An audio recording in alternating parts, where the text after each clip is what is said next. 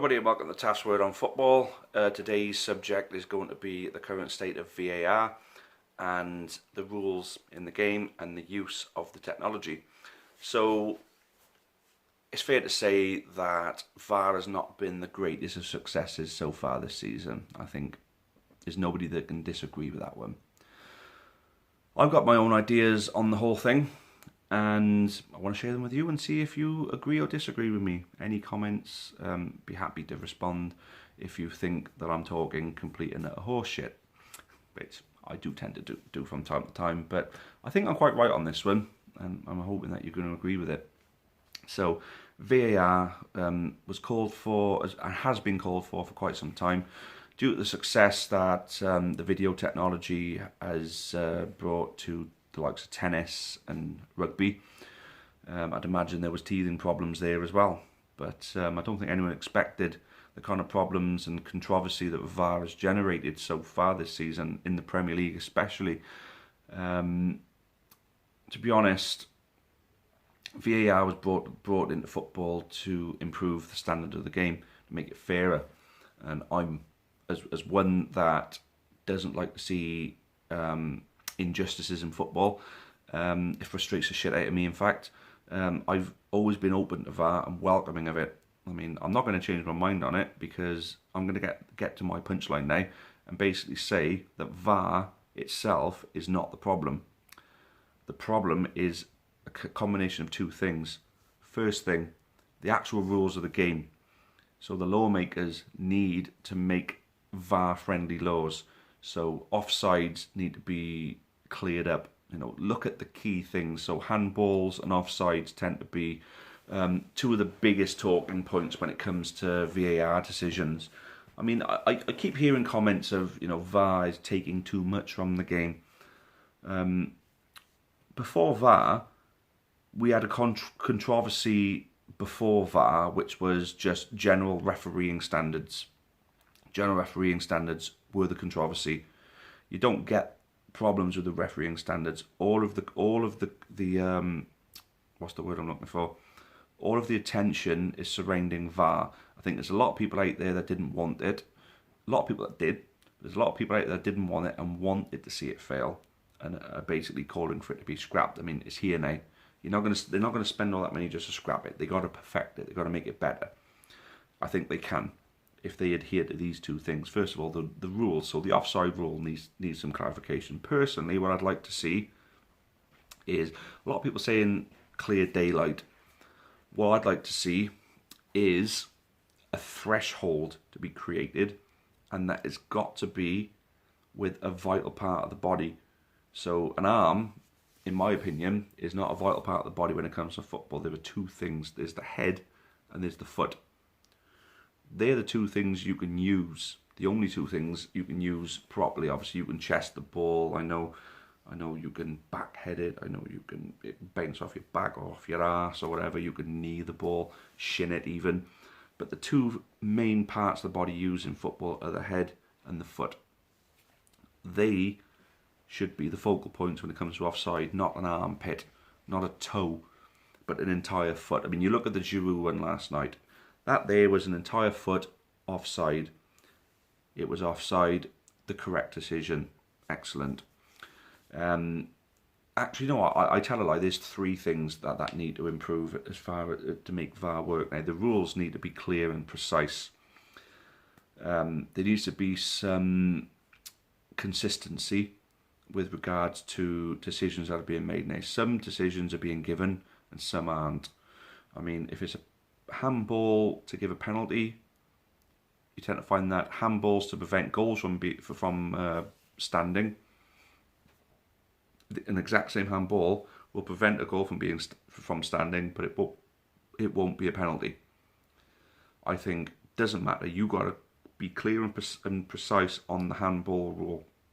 Clear about it, and you've got to give some guideline as to what is clear about the handball rule, and make it, doesn't matter who you are or where you are on the pitch, if you break that handball rule, that's handball. And there is no debate then. There's no debate on offsides, there's no debate on handballs, which are the two key things. But then, like I say, you need some consistency. You need some consistency. But the big thing is the people that are using it need to use it correctly.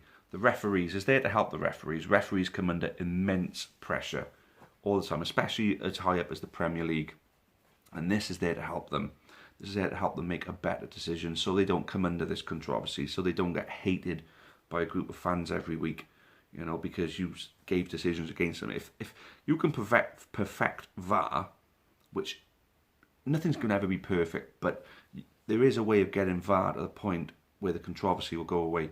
There's definitely potential to do it, because for me, VAR has corrected a lot of big decisions. And big decisions that would have been highly controversial and talked about anyway, but the VAR gets the attention now. So I just think, first of all, people got to be patient with it.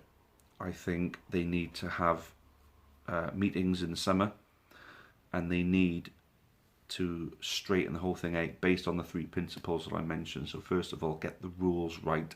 Make sure that the rules are clear and VAR friendly.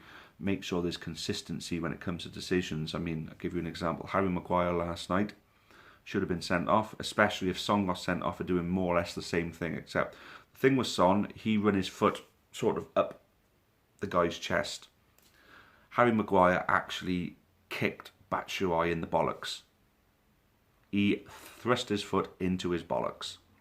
Don't care what anybody says, he did that. He should have got red carded. He didn't. He then went on to score the second goal, which pretty much won the game for Man United, because Chelsea, for me, were in the game heavily. Even at 2-0, they were in the game, but they were in the game heavily at just 1-0. So I think Harry Maguire not being on the pitch would have impacted that game massively. Man United basically won because he was on the pitch. They played well. I'll give them their dues, but at the same time, they didn't play. VAR failed Chelsea last night when it's there to help everybody. I mean, take me for example. I mean, I'll lift up my top and show you. I'm a Newport County fan. I'm in the depths of League Two, watching a much lower standard than Premier League. But where the standard of football is lesser, so is the standard of refereeing. And I tell you something now, we would be screaming for VAR in League Two. Some people who still like their Premier League teams will disagree with me. But some of the decisions made in League Two are absolutely out of this world ridiculous, and they get no airtime whatsoever. Because I tell you what, the EFL would be an absolute laughing stock if the standard of League Two refereeing was scrutinised at a global level like it is at the Premier League. It's never going to be, of course not. But I'd be screaming for VAR, because at least those referees, as bad as they are, would get some help to make a better decision. I mean, you're never going to extend that kind of technology and the amount of investment it would be down to League Two. But I tell you something, if my team Newport County had VAR in the League Two playoff final last season, would be in League One right now. That just goes to show. I mean, it was at Wembley. Why couldn't there be VAR, you know, for such a big game? There wasn't. So I'm screaming for it in my league, in your league, in the Premier League. You've got it, and be thankful for it. You know, I mean, yeah, it's chalking off goals where it shouldn't be, but at the end of the day, they're following the laws of the game as they are, and they're utilising. I mean, they should be utilising it better, but they're utilising what they've got. So let the people make it better before calling for it to be scrapped. That's where I stand with VAR at the moment. So hope you all agree. I'd imagine there's going to be a large portion of you that disagree, but I'd be happy to take on your thoughts and even put out a follow-up video later on to absorb, you know, absorbing your comments. So I hope many of you say something on it down in the comments below. So thank you very much. Anyway, that's all I've got time for on this one. Thanks for watching, guys. Cheerio for now, and as always, up the county. Many thanks for watching the latest content on the Amber Army channel. Please make sure you leave us a like. Make sure you subscribe for more content, both for the neutral football fan and also plenty of Newport County. Even more Newport County content can be found on the club's iFollow channel on the link above. It is just £4.49 per month to subscribe to that service. And those of you feeling extra generous can also support us on Patreon on the link at the bottom there. That would be a monthly donation of your choice. Thank you again. Make sure you've subscribed, and as always, up the county.